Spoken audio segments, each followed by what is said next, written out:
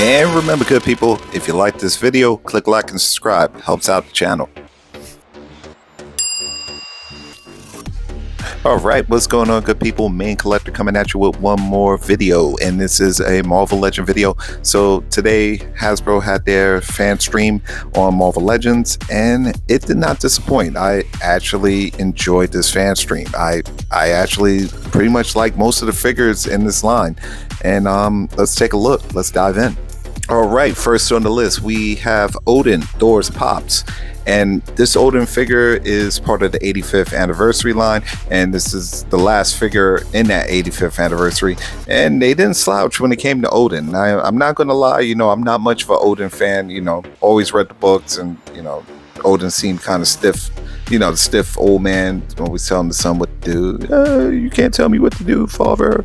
But Odin, Odin's a cool character, a cool old dude, and this almost looks like something that the Four Horsemen would put out. I'm looking at the detail in there, and they didn't slouch when it came to putting out this Odin figure. So, and he's pretty tall too. He comes in at 8 1/4. So, this Odin figure is nice and definitely on the list. Odin the All-Father is going to be available for pre-order on June 27th at 1 p.m. Eastern Standard Time. So set your clocks, boys. Next up on the list we have Venom. Now this movie Venom figure looks dope. I'm digging the multiple heads and the symbiote look, and I really do like it. Problem is, it's going to be a Target exclusive, and if you're watching my channel, I feel Target pre-order system is just plain trash. So maybe I'll get on the secondary market. Pre-order is supposed to be coming soon, but we don't know how Target moves. They might just put them up on a random Tuesday and then put it on sale for like $19, and it'll instantly sell out with the bots. So thanks a lot, Target. Thanks a lot for that Warbird too.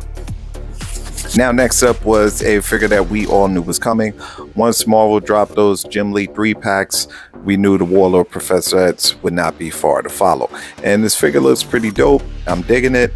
It is a Walmart exclusive, and Walmart has gotten better with their pre-order system. So this is probably going to be for their PowerCon, CollectorCon, whatever it is that they do in July for San Diego Comic-Con. So I'll be online trying to get this one. Only thing I question is, why did they put him on a retro card? Almost with same with the Wolverine, in the X-Men suit. You put him on the retro card. I mean, still looks good, but just questioning. Alright, and next on the list, we're going to have a Amazon exclusive. It's going to be an Amazon 2-pack consisting of Rogue and Destiny from the Freedom Force days. Now, or Brotherhood of Evil Mutants, but, I prefer Freedom Force. But, the Rogue, I'm not too thrilled about. I don't know what's going on with that face. It looks, they tried to give her the classic X-Men, but that face is just off. The Destiny looks great. The only thing that sucks is that if you want that Destiny, you're going to have to buy this 2-pack. So I'll be on the lookout for it. Most likely is probably going to be in my cart. Alright, so next up is going to be a figure I did not see coming personally, and that is the classic Phoenix Jean Grey from the Uncanny X-Men line. Now, this figure, I'm getting Toy Biz vibes. She comes with that fire base, the Firebird Phoenix behind her, and it looks just like the old Toy Biz, which is not a bad thing. Now, the funny thing is, I have the Mafex Jean Grey on order, and I bought her because, it reminded me strictly of the John Byrne, Phoenix. But now I'm wondering, how would this pair up with my Mafex, that Firebase? That's going to be interesting. But this is something to pre-order.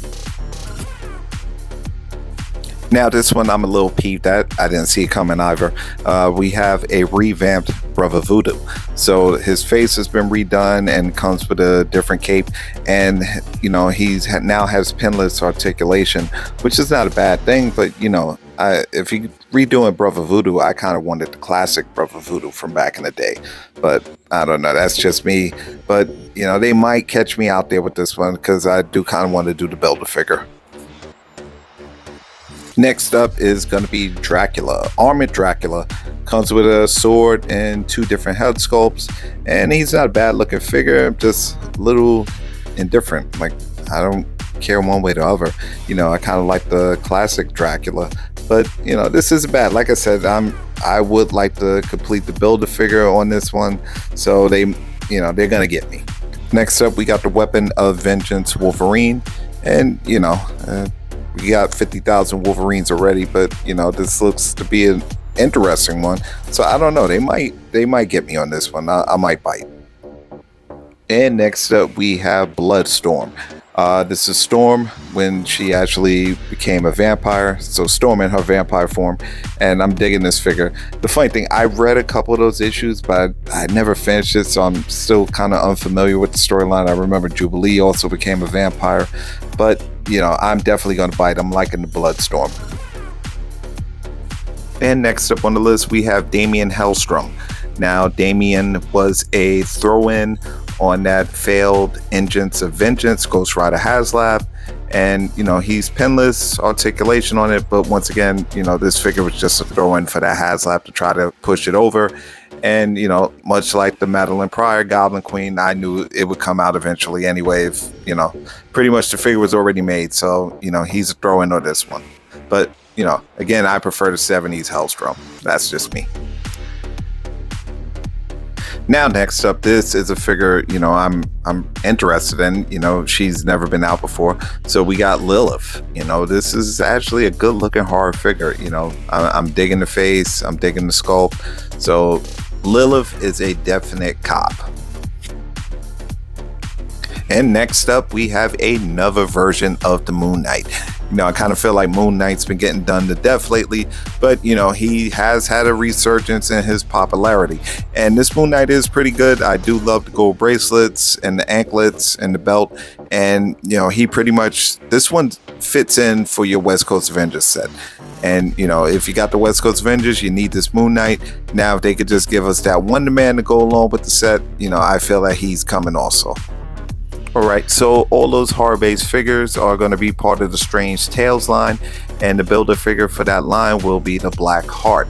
Black Heart is the son of Mephisto, and come to think about it, we didn't get the Mephisto figure that we were supposed to get either. I thought he would have been part of this line, but I guess not.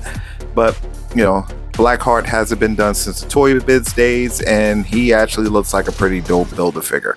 Now, Hasbro did leave us one parting gift, a tease at the end of the fan stream, and it is this pulse rifle, and some Eagle Eye fans already scoped it out, and they said that gun belongs to Kang, which most likely will be a deluxe Kane figure, part of another line that will be revealed in time for San Diego Comic-Con.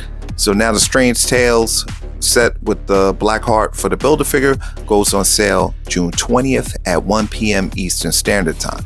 So my question for you, are you copping this or not? Because I am. Main one, out.